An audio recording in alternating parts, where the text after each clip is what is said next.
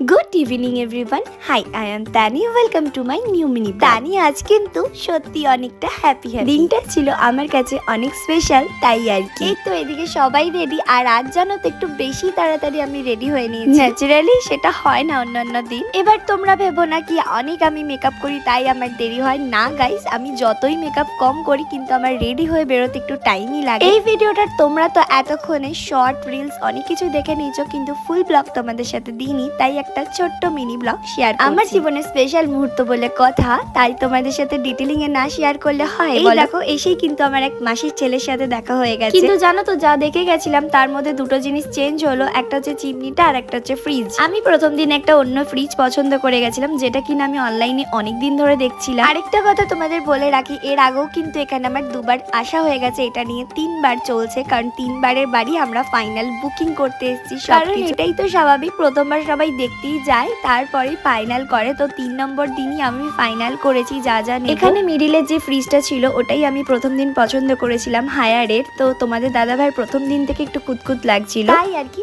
Change হয়েছে। আমার পছন্দের কিচ্ছু নাই।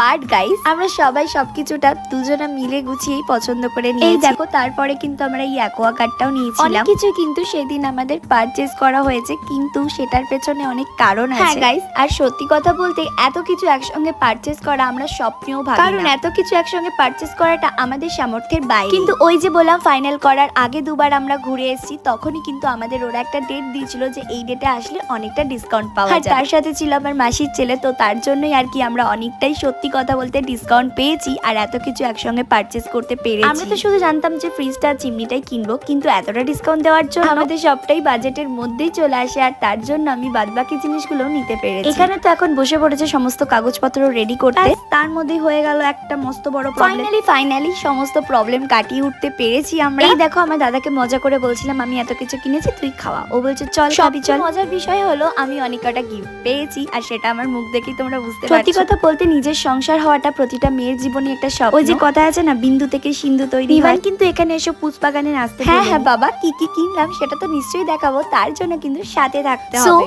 আজকের ভিডিওটা এইটুকুই, দেখাবে নেক্সট ভিডিওতে। এখন তবে বাই, লাভ ইউ গাইস।